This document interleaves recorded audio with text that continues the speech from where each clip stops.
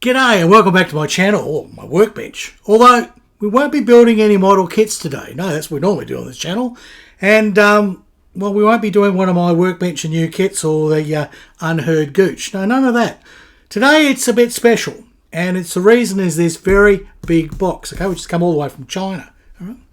Now, look, I've been keeping an eye on the 3D printing sort of scene for quite some time because it had the potential for so much for scale modelling. But, you know, up until recently, most of the 3D prints were pretty bloody dreadful. You know, they had big joining lines and everything. It wasn't until they sort of moved away from the cheap filament printers and the little affordable resin printers came out that we actually kind of got smooth surfaces and much finer layers, okay? And the technology is literally jumping in leaps and bounds almost every month.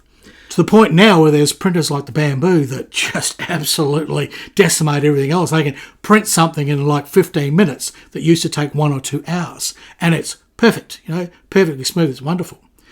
But those printers still cost $1,000 to $2,000, okay? In my Australian money, that's, you know, basically 100 to 200, basically shekels in my money, if you know what I'm talking about. This doesn't. This 3D resin printer from China, from a company called, GeeeTech. I'm not kidding. It's got like 5 E's in it. I'll show you in a sec. And these guys from Gtech, right, this printer is retailing for $99. It is probably one of the first sub $100 3D printers. Now that is in Australian pesos, all right? So I don't know. But I think even in America they go 99 in American dollars. It's just a price point to get it out. So in this box, we will find a nice card, and we're going to find one of these, okay? Now, they sent this to me, free, gratis, to test, but they're not paying me any money, okay? So everything I say in this video is my impression, my opinion, and basically my observation of what we've got here. Now, I understand 3D printing, and I have been a 3D designer for years. I mean, I held the record as the largest 3D castle builder in the world for a number of years. Yes, you may not know this. There's a program called Second Life, and there were a lot of other things from it where people living in virtual reality. I cornered the market on that a long time ago and produced castles all over the world, and I was quite famous for doing it, but not as Harry Houdini. That's another story. If you want to know about that, just contact me. I'll tell you all about that. That was huge. That was really huge. And that was a lot of fun. So 3D design and creating things and modeling 3D, I'm all over that. Printing, well, I've noticed the printers weren't that good, really, not the domestic ones, you know. $40,000, $50,000 for a super duper powerful one.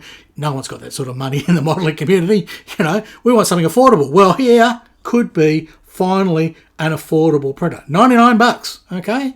Plus postage, you know, wherever you are. And then you'll be able to start printing bits and pieces of your models, figures, everything. So, is it going to be any good? We'll find out, okay? After the music, I'll open this box. So let's get on with it. Roll the music.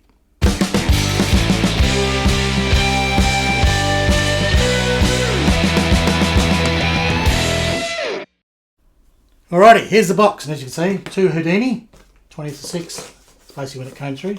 So I've had it for a few weeks. But I haven't really had time to really look at it. And as I showed you before, here it is. GeeeTech. They're pretty happy about that. Yeah, it makes for a great logo. So there you go. And there's a manual. We'll go through the manual and this little card because we'll do that in a sec.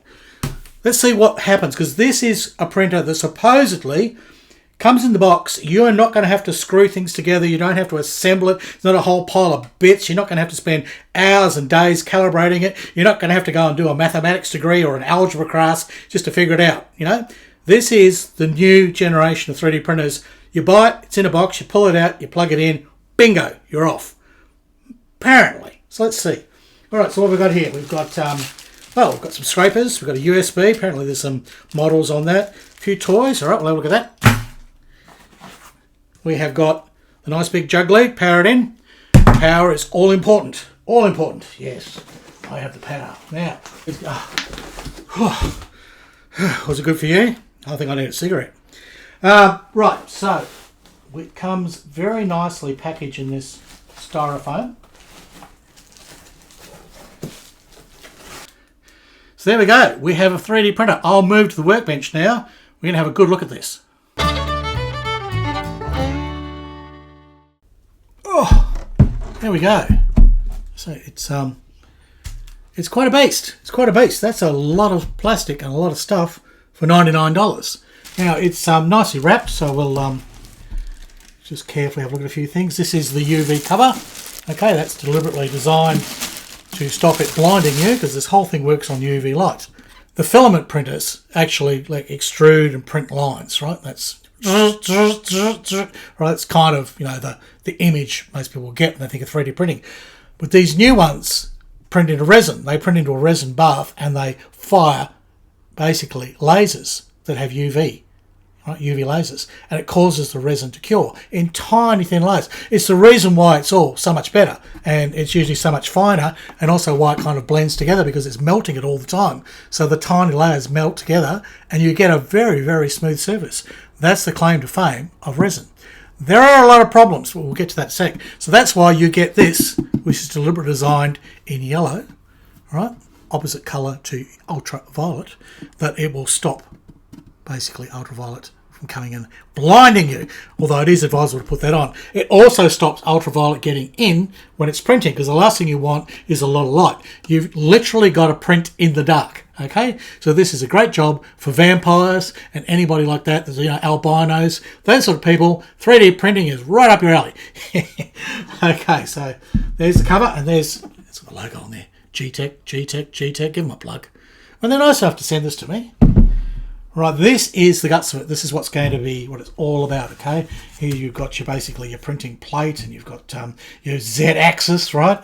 Now, on a filament printer, it's got a Z, a Y, and an X-axis, and there's all kinds of things to worry about. You don't have that with a resin printer. You've only got to worry about the Z-axis, right? It does all the trickery down here, and we'll get to that in a sec. So we need that to basically pop up. I'm not sure how we release that at this point without putting power into it, so I don't know. I think we can probably, yeah, we can take the printing plate off, and then you've got the bottom section here. This is what contains the resin, okay? So it's all very nicely packaged. That's what the resin goes in, okay? That's underneath, and this is the little plate, okay, where your model will get printed. Now in a filament printer, you print on top of a plate, right, and it slowly builds it up in layers, okay? And usually you see they're like little sausages and sort of builds up, and the old ones used to look pretty bloody dreadful. The resin printer, upside down. It basically dips this down into this tray of resin, right? And under here, you don't touch with your fingers, that's like a mobile phone screen, but it's ultraviolet. And what it does is it takes slices. Well, your model, your 3D model, right, has slices of every level, right? If you've ever seen a person go in one of those great big sort of CAT scan machines and everything, and they slice up your brain, and you see all those little slices, you know, this is the same thing. Your model gets sliced, right? And each slice is like a little shape that gets projected here on the screen. So very much you don't want to be touching it with your fingers. You don't want to be, you want to leave that completely alone. You never want to scratch it. That is very important. That shines through this, which is a little trough here that contains your resin, okay? So your resin's in there, and then this will be going on the Z-axis, up and down, up and down. So, you know, every time it goes down, little UVs will flash. I'll put a micron of tiny little shape of resin on there, up it'll come and let it dry, and then down it'll go. And this is going on all the time, a lot of up and downing, right? Everything's covered nicely, there's a big LCD screen, everything's wrapped nicely. The product is metal. It's not plastic like some of these printers you get plastic. It's all fully assembled, so that's good. So this, out of the box, you're almost ready to go. You've just got to take the packaging off. You know, it's like buying a bloody iPhone. You just rip the packaging off, throw it away, okay, and you're almost ready to do the job. I know how to make 3D models, but I haven't done 3D printing. So this is a real novice video as far as that goes. And if I got one of those printers where I had to screw everything together and configure everything, well, you know, you wouldn't see this video for maybe 6 months while I figured it all out. No, this is out of the box. It should go. And in fact, the instructions are so small on how to do this. They basically just go through. That was just all orientating you, right? And telling you what to do with everything. And then they get into here, what you've got to do. You've got to level your platform, right? Your platform always has to be level. This part cannot be wonky when you're printing, so there's leveling a platform. Doesn't have an auto leveler, not at this price point. You need to spend about $1,000 to get one that you push a button and it goes levels a platform. That's okay, we can level the platform by hand. And then you need to set your Z-axis. That's another one. Doesn't auto do that. But at this price, you're not going to get those sort of features. So there's only literally 4 pages actually tell you how to print. The rest of it's just showing you what the buttons are. Let's go through those. I removed all the packaging, so that is the unit now with everything in place. All the little films are off, and it's time now we can sort of unpack and see what we can do. Now you get this little card. As far as I can tell, this is just a big thank you card, but there's a whole lot of useful information on here about how you can join their Facebook group and that sort of thing. So if you want to be social, and you can chat with them, and that's all wonderful. That's lovely. Yep. Now, the manual. I said there's not much to it. This is very thin, very thin. So let's have a quick look. There's all the do's and don'ts. Now, very important thing here, huge disclaimer. Resin is toxic and it is noxious. It's not to be messed around with. You cannot put it in your mouth. You don't want it in your eyes. You don't want it up your nose. You don't want it on your skin. You don't want it on your cutting board. It will dissolve and tear through things, and it will, worst case scenario, it's going to give you, the least it'll do is give you a headache. Worst case scenarios, it could blind you and it could make you terminally sick. Dangerous stuff. So you've got to handle it with respect. So you will need, whenever you are working with this sort of stuff, you need some of these. Now, these are my gloves that I wear when I'm doing my painting with my modelling, right? And they're just the, the usual surgical quality, whatever sort of plastic ones. That's what you need. Surprisingly, mine, I'd never rectified print. These are perfect for Brazilian. So I don't know, I'm Australian. Does it still work for me? Who knows? It's sort of a hairy situation, isn't it? Yeah. Anyhow, be warned, you'll need gloves. Normally, usually in the other printers that I've seen, they give you a set of gloves. So to indicate, don't operate this unless your hands are fully covered, right? And you'll need paper towels down because there will be spillages, right? So it's best you're not doing it on your really nice cutting mat. In fact, most people will take it in the garage or something, somewhere else to work. You'll need plenty of ventilation, but you also need the area to be dark because you don't want UV light. So often you need a dedicated area to do all this. So don't think you can just get this, plug it in and start doing it on your bench. Or you could, but you might end up destroying your mat. And if you get it on your hands, you'll end up with burns from the resin. If you get it in your face and your eyes and everything, you'll end up in the hospital. No, this is a pretty serious thing. Resin printing is fantastic, but you've got to take some major precautions. Okay. And they sort of explain that there, but maybe not as severe as I have, because I feel it's a fairly important thing. And if, like me, you have respiratory problems, maybe resin printing isn't for you. Okay, but more about that later because there is a workaround. All right, so they give you a little thing here and it tells you there's your Z-axis screw rob. Basically, it's just a big worm screw. And there's a leveling screw. That's your build platform there, which I had looked at before. And there's that build platform rotary knob there. That's the one I used to remove the build platform so that we could sort of have a look at things. The resin tank, that's where the resin is going to sit. Okay, and you've got some knobs that go with that. They are in the accessories little container. You've got these little screw knobs. We'll deal with those in a sec. And then you've got the touch screen, which is on here. Okay, and it doesn't say it, but underneath all that, of course, is the little iPhone type sort of setup or whatever it is. The projector, right? The UV projector, the lasers, which you don't want to look down. So on the back of this thing, okay, you've got USB socket, which is where you're going to put in your files. So they've already given you a nice little drive there, which I believe has got the instructions. It's got the cutter software and all the rest of it. That's in there. Okay, and you've got your power. So we plug our power in there. Might as well do it now. We're turned around. We won't switch it on. So all that's on the back. So there we go. We're powered up. What we'll do is turn it on, which we won't do just yet. And then they go through the things that were in there. Yep, there you've got your printer. That's your USB stick. Yep, you get a little Allen key. They call it a wrench. That obviously loosens and tightens something. You've got tweezers. That's so you can pick out some bits of resin that get stuck between your ruddy nostril hairs. Power supply, and then the lead, which I've plugged in. So that's all working. And then obviously you get the after sales service card. We had a look at that. And the manual. Yeah, that's all there. All right, so after that, they start telling you about the screen. So let's fire it up, see what we get. Oh, you've got a little spatula as well. You need that, and you need a plastic one, not a metal one, because when you want to pull the finished model off the build plate, you don't want to be putting metal on metal. So this is what you use to prise the resin off the build plate. More of that later. We'll put these little things aside.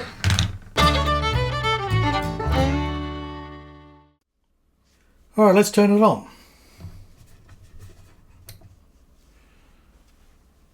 See if our screen fires up. Screen fires up with their logo. Well, this GeeeTech is the guys that distributed it, but this is probably the brand of the printer, like the model number.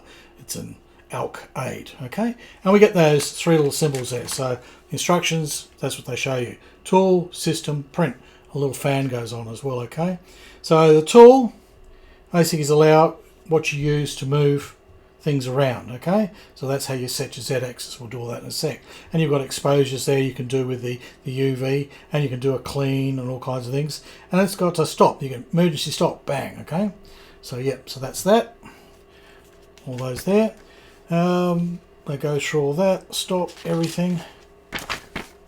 Then you've got a system one, it's a blue one. Push that one and you get that screen there. Okay, so you get information, calibration, service, language. So obviously in language I'm going to require English. So one of these, English, okay. Current language English, confirm. So there we go. So I'll be able to understand, but you've got various languages there, so you can set it to. I mean, it's a good size little screen, that's fine. Some of these printers come with smaller screens, but what happens is they will connect via Wi-Fi to an app on your smartphone, and then you'll be able to communicate with them. This doesn't seem to have a Wi-Fi connection. You've only got that USB slot. So you've got a calibration there to calibrate the touch screen. You've got after service. You've got your language, which we just did, and you've got print. Oh no, print's another one. We go back.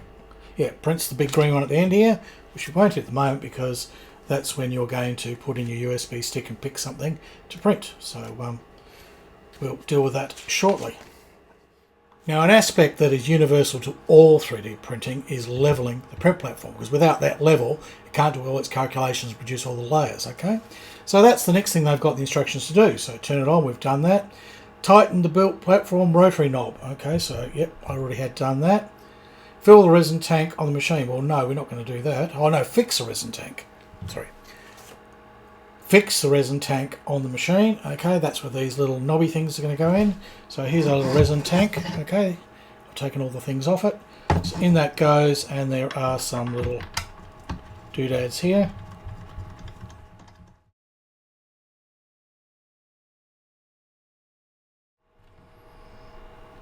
Okay, just finger tight. Obviously that would speed it up because it took quite a long time to put those in, but I think normally you would leave those just a little bit out and then you can slide this in and out, that sort of thing. So I might even have it around the wrong way. Does it matter? Don't know. Don't know. For the purpose of what I'm about to do now, it doesn't matter. So they're in, that's screwed in. Yeah, you're probably better off have it the other way so that you can slide your tank in. So I've got it back to front. Doesn't matter for leveling for the moment, so we won't worry about that. Okay, loosen the 4 leveling screws. Okay, so that's these guys. So that's where your little fella comes in, and they are already loose. Okay, they're super loose, so we'll just bring them in so we don't have to wind them in too much. So they are all loose. Okay, so they can flop around. Okay, so they're all loosened up.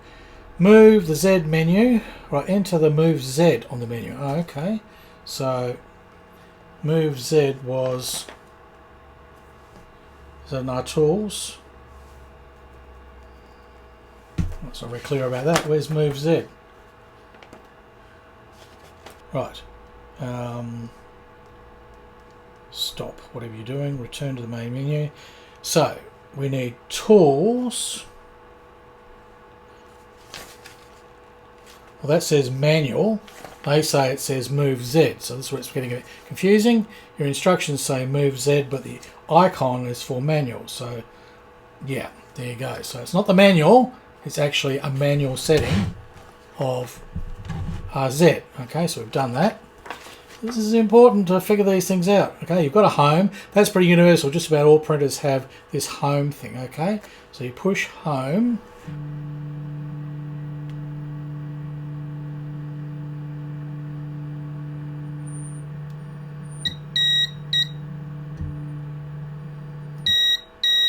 Alright, so it does it automatically. There you go. It beeps and carries on. Alright, so it's figured out that's home. So while holding the build platform, tighten the screws. So holding the build platform, we don't want it to move because it's figured out its home position, and we want to tighten these screws up.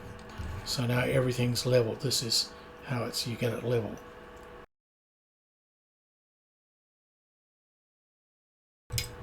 Alright, it's obviously something you'll get better at in time. I obviously speeded that up because I'm fumbling around a little bit. So okay, that's in its home position. Okay, moving along.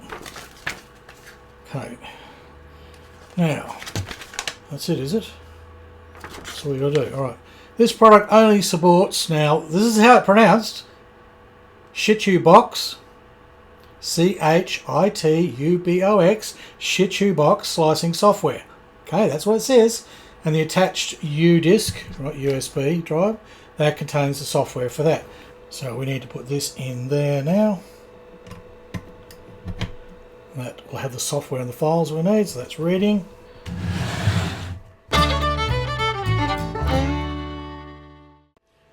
Alright, now we have the disk in there, now we can go to print. So we can hit print. Okay, and we start to get a whole lot of things. We've got some information, got the slicing software, where we go now. The demos they've put in there would have already been sliced correctly, so we're okay. If you bring in a file into this, and it looks like we're only taking CTB files, alright, then well, that's from your shitbox, yeah. So that's what it needs. It needs the shitbox files, so they're the only ones you can put in here. So back in your program, whatever you're using, your 3D program, your CAD program, right, you're then going to have to use their shitbox software to cut it down and create a file, put it in this little USB stick. It's a bit clunky, but this is a cheap printer. That's what you get, okay?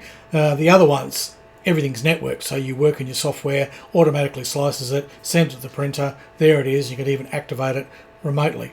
You're not going to get that for $99. It's got to be realistic. So for $99, you're going to have to do a little bit of plugging and unplugging, but that's okay. So you'd pick something. So we'll pick the Dragon, right? There it is. Shows you how it is.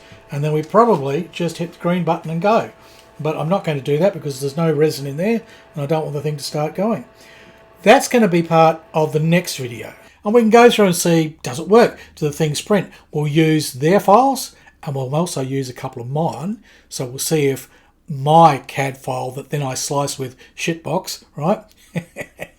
And see if it cuts up and slices and it comes out. And then I can give you an informed and final appraisal of this printer. But so far, well, it's all there and it seems reasonably well made and it does everything they say it'll do.